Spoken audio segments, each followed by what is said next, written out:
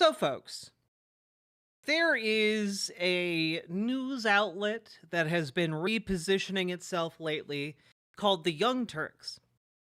And they have been doing some interesting reporting in a number of ways. And I decided I wanted to check in specifically on how they were covering homelessness as an issue. So, to that end, I checked out a story that they posted 3 days ago, as of the recording of this video. Um, and let's just go through it together because I think we're gonna find some interesting little tidbits here from their reporting on homelessness. Let's find out. Reports that there has been a double-digit jump in American homelessness compared to last year, and an even bigger jump among families. According to the government's latest data, more than 770,000 people were unhoused in a single night in 2024, up 18% from the year before and the highest number ever recorded. And those shocking numbers were released by the Department of Housing and Urban Development. They looked at the number of homeless people between January of 2023 and January of 2024 and noticed that pretty steep spike in the number of people living on the streets in the United States. Now, what is behind this massive increase in homelessness? Well, if you read most news reports, they just simply say housing prices are too high, which is true. But what's driving the increase in housing prices? Why is housing so unaffordable? Well, we're about to break that down for you piece by piece. But before we do, there's something that you should keep in mind. So again, this data was collected by taking a snapshot of one night in January of 2023 and then comparing it to one night in January of 2024. So the numbers are about a year old. So this is a good thing to point out.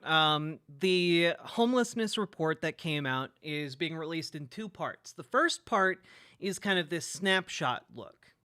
And we'll actually take a look at the data in a little bit here. But this is a great thing to point out about the data up front. I do like that this is being, there's some transparency here. But there might be something else coming up. And putting that aside, let's dive into what the findings were. So the report on homelessness was, again, put together by the US Department of Housing and Urban Development, and the numbers are very bleak. So nearly every category of unhoused people grew, with the rise especially steep among children, 33%, and people in families, 39%. The number of people in shelters rose by about a quarter, while unsheltered homeless rose 7%. Now, I'm going to pause right here because this is quite interesting. Some interesting data that is being found here. I wonder if one could figure out maybe some of the underlying causes to all of these things if they applied some critical thinking and some basic knowledge about some political current events. I wonder.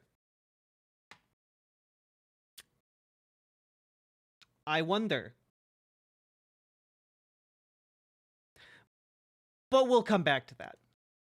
The rise in homelessness among older adults continued as well, with a 6% growth in those 65 or older.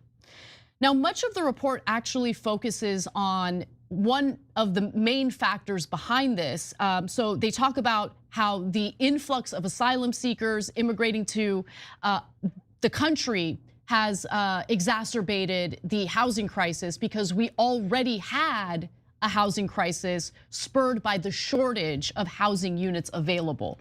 And so here's what they found. Migration had a particularly notable impact on family homelessness, which rose 39% from 2023 to 2024. In the 13 communities that reported being affected by migration, family homelessness more than doubled. Whereas in the remaining 373 communities, the rise in families experiencing homelessness was less than 8%. That's a really interesting fact right there. That might be worth interrogating a little bit. Why would there only be 13 communities affected out of 186? I wonder why that might be. So, I mean, this is, in my opinion, just simple numbers, logic, supply and demand. There was already high demand for limited housing units, and then you introduce an additional population into the country when you haven't really increased the housing inventory, and it's going to, again, exacerbate the problem. And so during the Biden administration, before he did his executive order for the southern border, he had paroled 1. Just as an FYI, there are 15 million vacant homes in the United States as of 2022. The vacancy rate in the 50 largest cities in America has gone up since 2022 by about 10%. We have a lot of houses, but not a lot of housing that is available to people who might be desperate for housing. But also, keep that 13 community number in your mind, because one would imagine that migration would be more spread out than those 13 communities. I wonder why it's so... Anna has revealed herself to be the prototypical anti-homeless NIMBY Karen. I wonder why it's so consolidated into just 13 communities. I wonder why. 1.4 million asylum seekers into the country. Obviously, that's going to have an impact on homelessness when we don't have enough housing to withstand the increase in population. And she just tried to say that undocumented immigrants are stealing all the housing from poor people. That is her thesis there. That the reason that there are so many more homeless people in the United States is because those dang undocumented immigrants are stealing all the housing. You know, undocumented immigrants, famous for their wealth that enables them to steal housing. But, I wonder where this is going. If only there was some kind of report we could look at. If only. Jake. Yeah, so there's a number of factors that leads to homelessness and the rise in homelessness. So when you look at the different factors, you have to try to separate them out to the best of your ability. So we had a lot of these factors earlier, but when the migrant wave came, the numbers went up. And so you see that how it adds to the numbers, right? And you go, okay, that's the difference, and that's why that doesn't mean the migrant crisis is the only thing causing it. It's just like the pivot to the right here is actually so sickening to me. Like the just immediate caving in on what this breakdown. Sorry, the immediate caving to this narrative direction is gross. It's almost like, you know, you should do some looking at the facts before you report a story, rather than just reading the abstract of the report. If only someone would read the report. saying that it's causing some significant percentage of the increase that's happening, right? So now there's other factors though as well, which is how do you treat folks? And so we're gonna get into that a little bit. Do you do housing first, or do you try to get them medical treatment or addiction treatment, et cetera? And I think that overall, there's some cities that have done a wonderful job. Houston got rid of the. I mean, as long as they don't need, transgender surgeries, right, Jenk? I mean, if the undocumented shouldn't be able to receive such medical treatment. I guess you must also be against the homeless being able to use that kind of advanced medicine. Their bureaucracy mainlined it and actually got homelessness down by 40% at one point. Utah built houses and got homelessness down significantly at another point. So we've seen some successes on things that could work, but largely most of those areas are not doing those successful strategies. They're doing other strategies that just simply aren't working. Right. And they're also misdirecting a lot of our money and not actually spending it on the homeless. You know, like, it'd be wonderful if you could elaborate on what those policies were. What policies were successful? What areas are not implementing those? Oh, are they mostly Republican areas that aren't implementing those solutions? That's crazy, dog. That's crazy. Exactly. So, California is a good example of that. I know you guys have heard me talk about this repeatedly because it's really important to prevent this from happening again in the future. California residents allocated $24 billion, increasing their own taxes in order to solve the homelessness crisis. That money gets funneled to nonprofits, some of which are founded by friends and family members of politicians in California. And let's just say that money did not go to where it was intended to go. And there have been some audits that have found wrongdoing by a lot of these nonprofits. But nonetheless, to your point, Cenk, I think the failure of the Housing First policy is that it pursues a one-size-fits-all approach to this issue. And this isn't a simple issue. This is actually a much more complex issue. We do need to build more housing. There's no question about that. But there are people who are struggling on the streets with severe addiction or severe mental health issues. So if you are someone who has a severe mental health condition, right? Let's say paranoid schizophrenia or something like that, you haven't been getting the medical care you need. Just taking you and putting you in a apartment unit is not going to solve the problem. And so it is more complicated than I think. Well, it would solve one of your problems. It would primarily solve the problem of you being homeless. It's not a magic cure-all. It can't, cure your cancer or addiction issues, but you know what? It certainly helps you to get clean if you have a home. Helps in a lot of different ways. Some of the advocates are making it out to be. But going back to the migrant issue, I also want to clarify one thing because it's important. So the data does generally suggest that communities with high immigration levels also experience high levels of homelessness, but homelessness in areas that didn't have high levels of immigration also saw an increase. And it's because, again, it's the same problem. We don't have enough housing.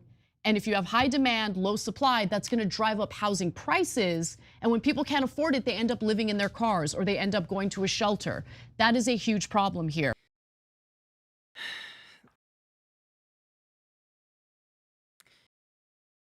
Except also, there's a lot of other things going on here. Like, it's not just lack of availability. It's also like the fact that many construction companies and apartment complex owners prioritize building luxury apartment complexes because they only need to rent out like 10 of those units as opposed to like 100 of like low income units. Part of the issue here is that there is a built-in incentive for these construction companies to target the wealthiest people.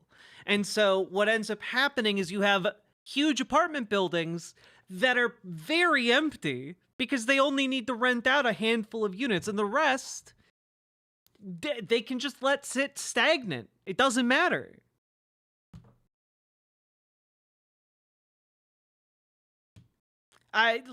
What's frustrating here is just like the idea that, oh well, if you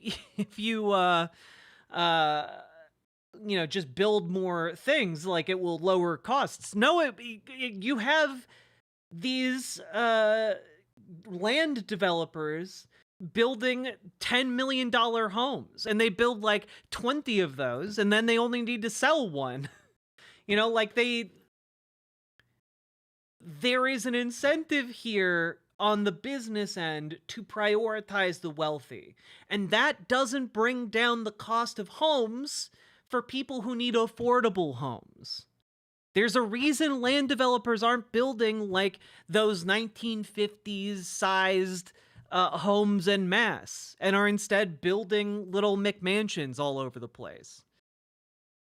So you need government intervention to like get them to build smaller homes, period. You need government intervention to make use of the land and the properties we already have that are sitting empty. So like, I don't know, like this idea that, oh, if we just build homes, that'll solve it. It doesn't. You need to build properly. You need to zone for homes properly. It's a complex issue, right? And I don't know, maybe we could look at other places that have successfully lowered their homelessness, like Miami, when it was barred by court order for 20 years from jailing homeless people just for the crime of being homeless, and instead was forced to invest into its housing first initiatives, which lowered the rate of homelessness by 90%. I don't know, maybe we could do something like that everywhere. Maybe a federalized program that does that. I don't know, I'm spitballing here, but I think we could do it. We put people on the moon, actual human beings on the moon. I think we can handle getting actual human beings in houses. I think we can do that. Dennis Culhane, who's a professor at the University of Pennsylvania, who has long advised the government on homelessness data, said that about 3/4 of the increase in homelessness occurred in the 4 states hit hardest by asylum seekers: New York, Illinois, Colorado, and Massachusetts. Along with Hawaii, this is the second factor where wildfires in Maui fueled mass displacement. So a lot of these natural disasters are causing problems with homelessness as well, because people get displaced. There's nowhere for them to turn to. A lot of them end up in shelters. It's just a disaster all around. Climate change fueling more natural disasters, spurring more homelessness due to said disasters makes sense. Yeah, so to me, there's 3 clear factors here. The fact that it affected, there was a greater increase in those 4 states that Anna just mentioned, all who had migrant issues, right? But there was not as big an increase in California, which historically has had the most homelessness. You know, it's really weird how they're just really talking around these 4 states that have been hit hardest by the migrant crisis. That's so interesting to me. Why have they been hit the hardest by the migrant crisis? One might wonder why those states in particular have been hit by the migrant crisis. If only there was some way to find out. Is interesting because the migrants were not shipped to California because they just had the normal number of migrants that crossed the border. Right. So since they were shipped to New York, Colorado, Massachusetts, and Illinois, the homelessness problem increased at a greater rate there. So that's definitely part of what's going wrong here in terms of the increase in homelessness. But the other 2 issues are also true. So one is we're not directing the money to the right places, and you could. You know, it's really, really fucking infuriating to me at how the lead to this story is buried almost 8 minutes in to the 11-minute long segment. Like he's talking about it like it's just, oh yeah, you know that thing that happens when undocumented immigrants and asylum seekers are shipped across the country. You know, that thing that happens a lot, that by magic. Oh, what's that? Oh, it doesn't happen by magic. Oh, Texas has spent $148 million sending undocumented immigrants from Texas across the country. Since 2022, Texas has paid to bus more than 102,000 migrants to cities across the country.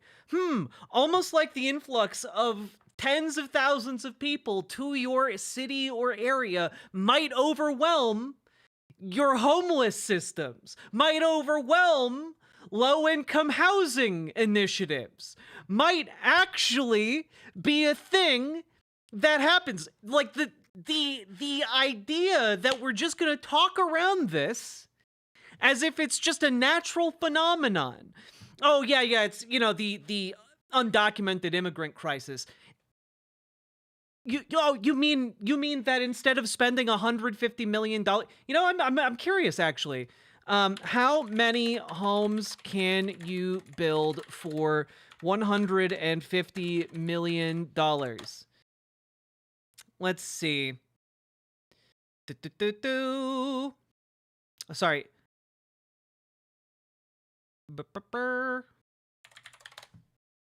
There we go.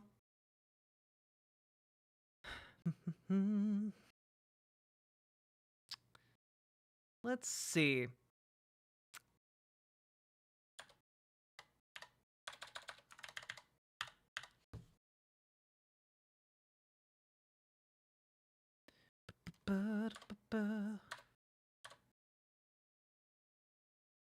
All right.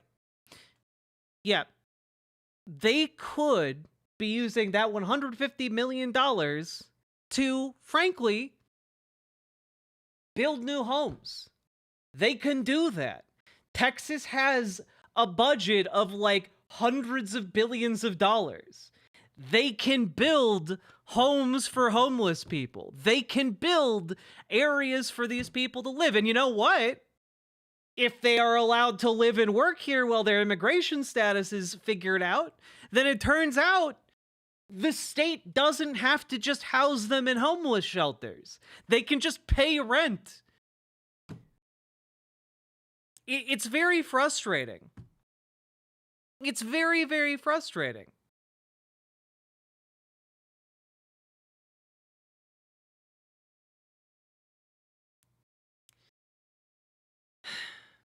Like you can build the housing, you can have job programs. You know what? You could even use the money to employ asylum seekers who are looking for jobs while they get their immigration status. You could actually use that money to employ them to build houses. You can do that.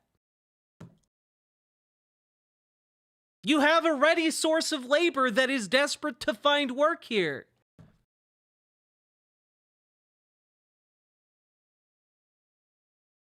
It's very frustrating, right? And they gloss over it like it's nothing. Like it's nothing. Oh, it's not like Texas has been shipping migrants all across the country like they're pawns in a chess game. And it's frustrating for them to gloss over this. But we'll look at the data. Tell because with veterans we do. Yeah. We actually do a very good job, and the number of veterans that are homeless now have gone down significantly, okay? And that's because there's bipartisan support for that. Not only does it get more funding, but there's more concern about where the funding goes and the fact that it actually goes to help veterans, as opposed to in California, you give money to homelessness and it just disappears into a black hole, right? And never to be seen again. No one ever gets housed. It's just absurd. Look, there are a lot of problems with California's anti-homeless, policies and funding mechanisms. It's valid to criticize that, but also it's weird to criticize that right after pointing out the nation has had a surge in homelessness, but California's homelessness rate didn't surge to the degree many other states did. Like that's just a weird timing on that one. Absurd, but it's direct to veterans, it works. So the funding can work, but you've got to make sure that it's actually going to the right place. And then finally, on housing first, that's a third problem. Yeah, the third problem is prioritizing putting homeless people into housing. Because a lot of folks have tried housing first and they go, don't ask if they've got mental health issues or addiction issues, and let's just put them into houses first, but it doesn't address the underlying problem. You're right, it doesn't address the underlying problem. It addresses the overlying problem, the primary one that allows you to address the other ones. There's an order of operations here, and it isn't expecting people who are homeless on the street to triumphantly overcome their addictions. That doesn't work, actually. It turns out when you're on the street, you really want to do drugs because if you can't have shelter, you might as well be high. And almost no one has addressed the mental health crisis. Yeah. Also, just again, we covered it the other day, but you know, interesting stuff. Here is the case of Pottinger versus City of Miami, which is actually where revisiting in 2019 a 20-year-long consent decree that the city had to obey, basically saying that they would not jail any homeless people, and instead of being able to jail homeless people and punish them for being homeless, they had to invest in housing first initiatives. And you know what happened? You want to know what happened? Let's find out. Control F, 90. Oh, here in the background of the court case, unofficial court record. Thus, there is little dispute that Miami has changed. Its homeless population has declined by 90%. And the city is the only municipality out of 34 in Miami-Dade County and the county's unincorporated area subject to the Pottinger Agreement, which was what forbade them from jailing homeless people. The case studies exist if you bothered to go and look for them, but TYT doesn't do that, and it's infuriating to see. Infuriating. Oh, but have you considered human nature? No. Have you considered the case studies? Have you considered where the policies have actually been implemented? You know?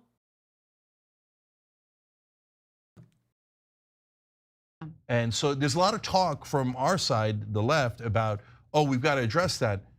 But no one ever actually does, right? They do the housing first, but they never follow up with the mental health.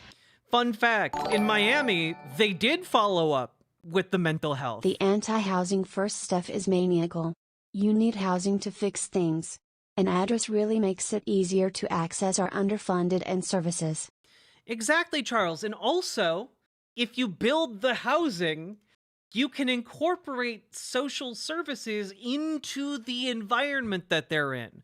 So that like in the lobby of the building, they can get all the information for like, the social services they might need to help get them back on their feet. You can do that. You're not powerless. It's not like the homeless people come in and they're like, I have a home now. Ha ha ha ha ha. Time to do even more. No, that's not typically what happens. Like, in Miami, part of the reason that 90% rate, the falling in the rate of homelessness happened was because they did housing programs and social services that helped get people clean and helped get people treated for their mental health disorders. They did that, and it works demonstrably. Funds. So then, that creates a problem where people don't even stay in the houses. So we can get more like into my experience with the left's view on this, specifically on those who are struggling with severe mental health, a severe mental health condition, is they're in favor of funding mental health facilities and things like that, to their credit. But I think where they fall short is the issue of compulsory inpatient care. And I understand people who are concerned about reverting back to a very abusive system that we had in this country back in the 1950s and stuff with the asylums, and they were abusive. But we also have to consider how abusive it is to just leave people who are struggling like that on the streets to die. Because I'm just throwing this out there. Maybe that's why housing first would be a good thing. Because then, even if they're struggling, they're not on the streets dying. I'm just a thought. Maybe people would be more willing to get treated for their mental health disorders if they were not homeless anymore. This is insane. This is an insane thing to think. Yeah, you know what we like her argument here is that, oh yeah, the cops need the ability to commit people to insane asylums. That will solve homelessness instead of just giving them homes whether they're crazy or not. You know, like if they're crazy, they still need a home. If they need, like, they still need a home if they're mentally ill. No one's saying that they should just die on the street, at least not on the left. It's not a leftist idea. Because that's literally what happens. Either they die or they do something violent that gets someone else hurt, and then they spend time in prison as a result of that. That's not a solution. Compulsory mental health treatment doesn't have to be what it was in the 19. But this isn't a solution to homelessness. Like, when you're talking about the issue of homelessness, and then you're like, well, the actual solution is putting people in asylums, that's crazy. That logic does not follow. 1950s. Yeah, look, guys, it's elementary logic, but it's so It's not elementary logic at all. You went from saying, well, yeah, we need to address homelessness by building homes, to then the main problem with the homeless is that they're, they should be committed to asylums. That's not a logical argument. Because some folks go, just stuff them back into the asylums. Well, obviously that's not the right answer. It was terrible back in the day, right? Obviously that's not the answer. Then why are you presenting it like it is? But then other folks who say, oh, because it was terrible, it must always be terrible, so we should never get people compulsory help.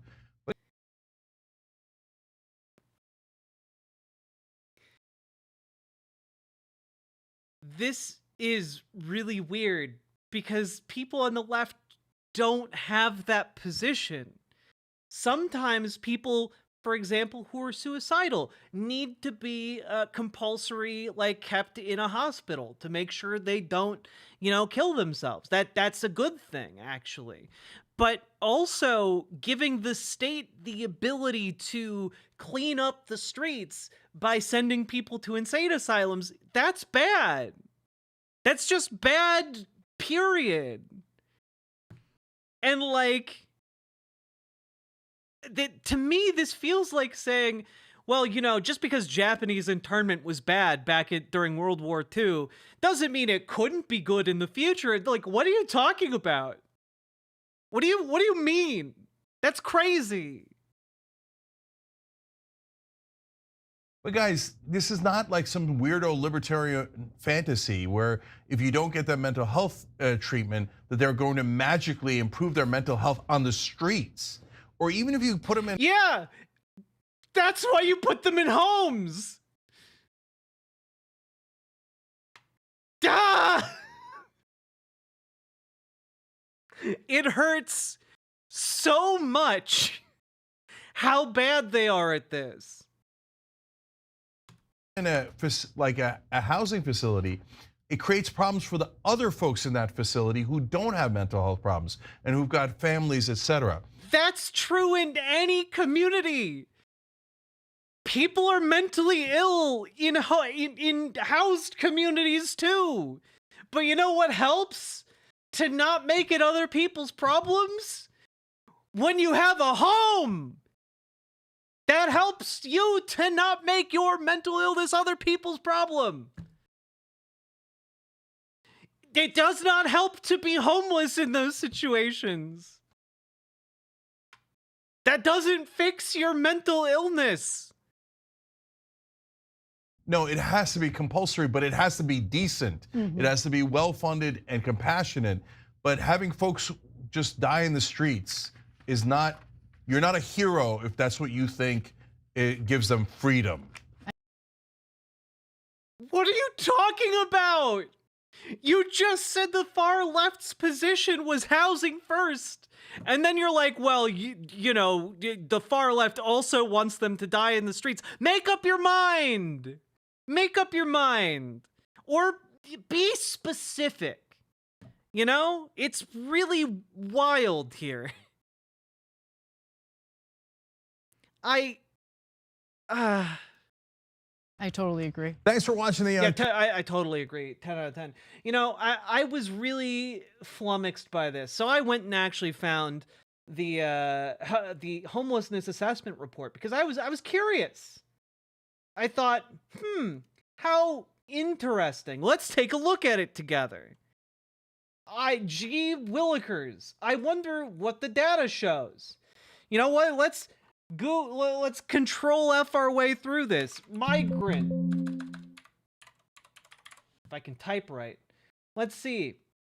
In 2024, many continuums of care that reported the largest increases in sheltered homelessness reported that they experienced an increase from people who were displaced from natural disasters or due to immigration. For example, in Hawaii, over 5,000 people were in disaster emergency shelter due to the Maui fire.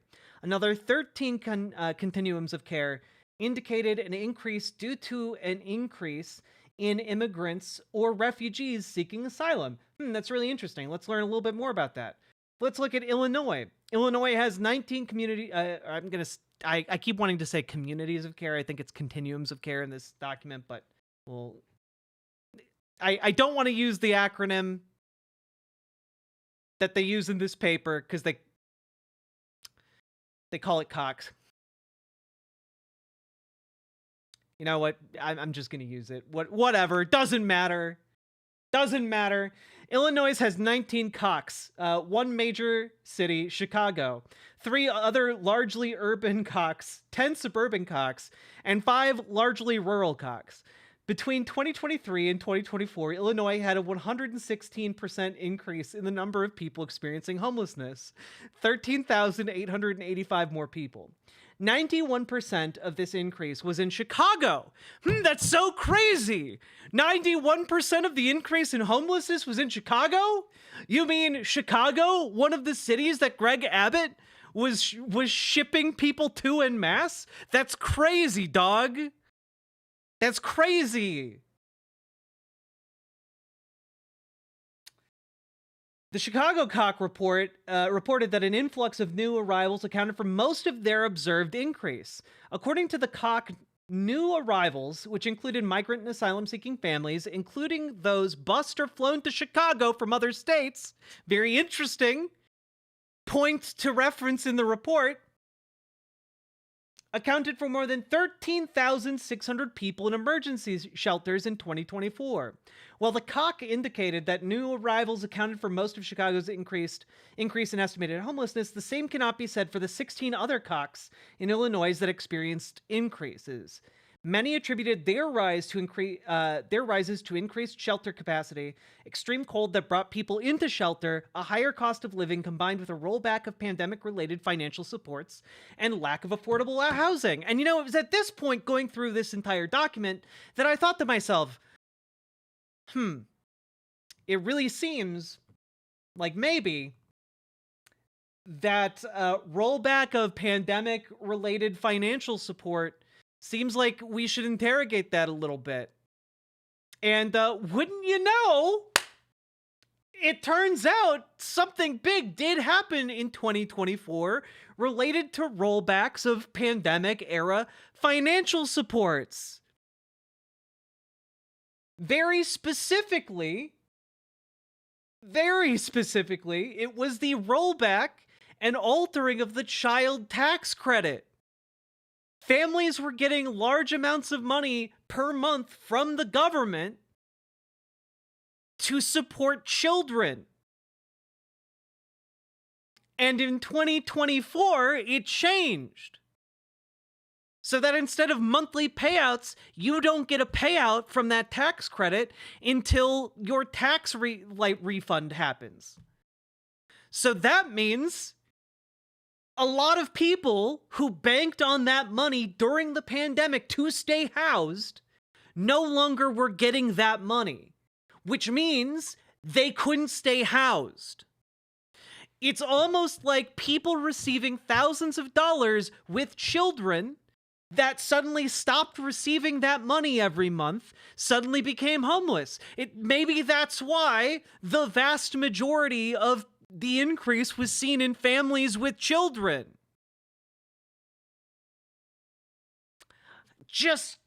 I'm just spitballing here. Look, guys,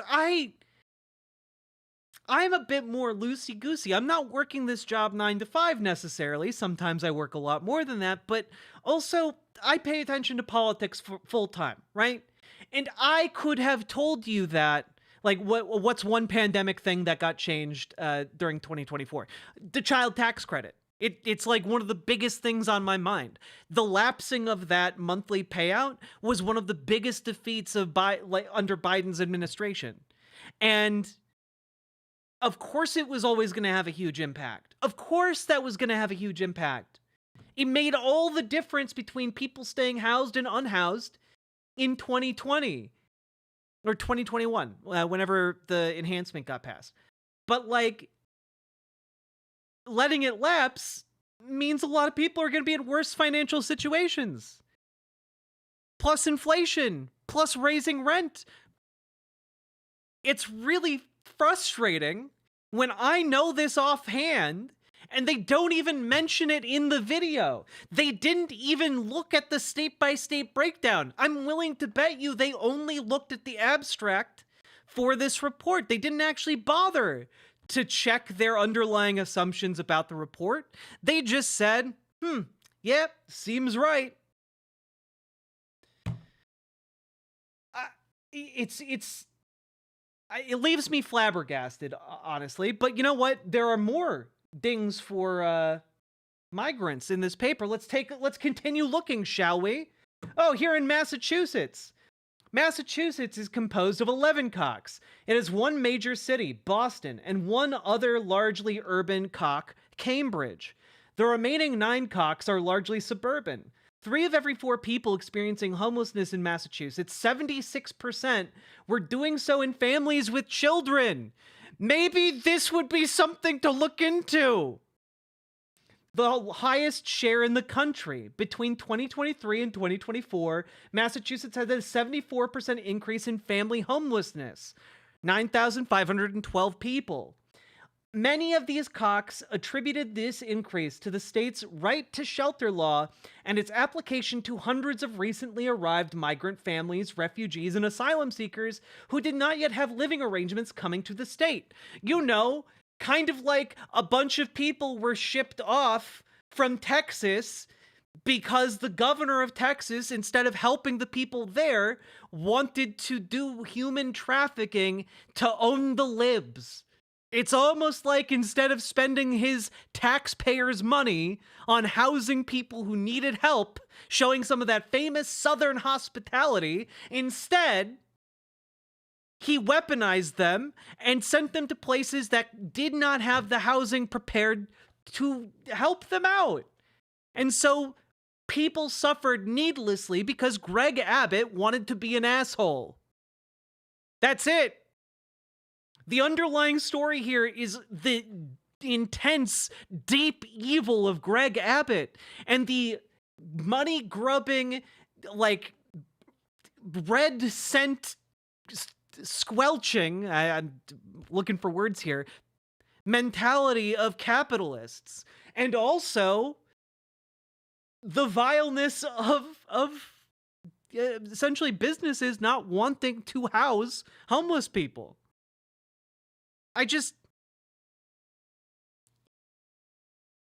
It's really disturbing how little they looked into this story before they made their sweeping judgments.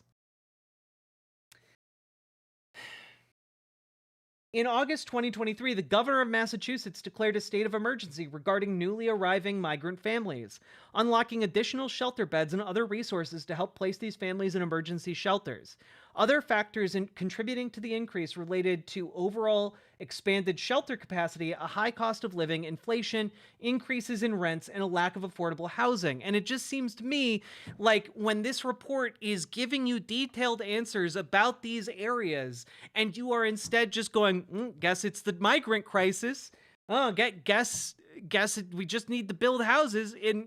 not looking at any of the dozen other reasons being provided by the report itself when you actually bother to look at it. Is there a chance they aren't good faith arguments and that they're pandering? Well, they're pandering, yes.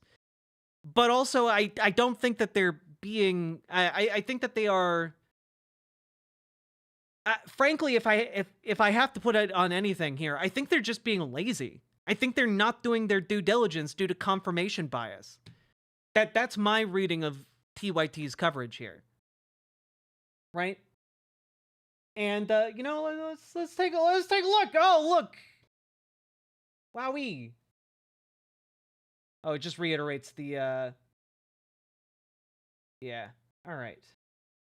Illinois had a 95% increase in the number of unaccompanied youth experiencing homelessness.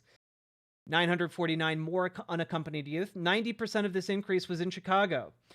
The Chicago Cock reported that an influx of new arrivals accounted for most of this observed increase. According to the Cock, new arrivals, which included migrant and asylum-seeking families, accounted for more than 1,050 sheltered unaccompanied youth in 2024, compared to just over 300 in 2023. Yeah, it's almost like Greg Abbott tripled the amount of undocumented immigrants unexpectedly. And, you know, like another wrinkle to this is that picked up during the election year in order to, like, promote Donald Trump's anti-migrant policies and anti-migrant platform. When you make it seem like the migrant crisis is hitting everywhere, then suddenly a lot of people start looking at Donald Trump as a more viable option. Greg Abbott here doing a solid for his boy Donnie. Like, I don't know. Like, the fact that they don't talk about this to any significant degree when it's right there in the report staring you in the face. I don't know. Maybe some of these facts, like this closing number here. All other Cocks in the state reported increases or decreases of less than 20 unaccompanied youth experiencing homelessness. And it just seems to me like most of these areas were more or less stable when it came to homelessness, with like in aggregate having a slightly elevated increase in homelessness. But the places that had the increases were the places targeted by Greg Abbott. And, you know, I know it's a serious subject, but like, I try and make it digestible. And if I need to say cock 100 times to make this story more digestible to my audience, I know you guys, I will. What does cock mean again? It means continuum of care, according to the document. So, all of that being said, notice how none of this report talked about how the reason homelessness increased or was staying high was because of roving mentally ill people who needed to be confined by the state against their will. That wasn't actually one of the reasons there. And it's very infuriating to me that the entire conversation they had in this was so ridiculously biased in favor of their preconceptions that they could not arrive at the actual driving forces behind this increase. It was a political attack.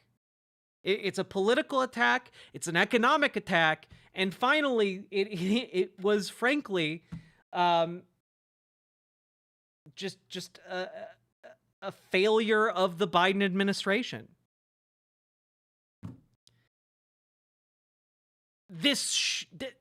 I don't know. Like, it's not asking too much, I think, for people who have the world's largest progressive news org on the internet and who constantly trumpet how they're the oldest internet news show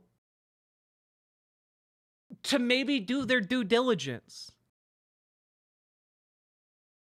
They have employees to check this stuff.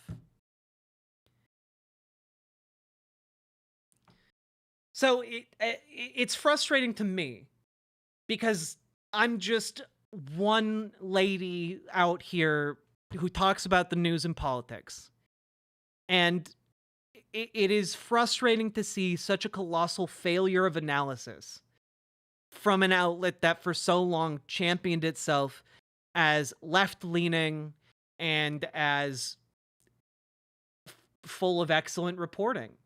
I mean, for God's sakes, Anna taught journalism at the university level. Like, how did this story get out there with this level of negligence?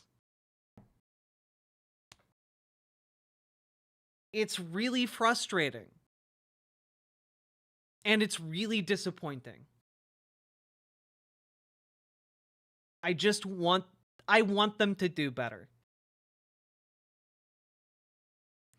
But maybe their ideology prevents them from doing better. Maybe their ideological shift just precludes their ability to improve.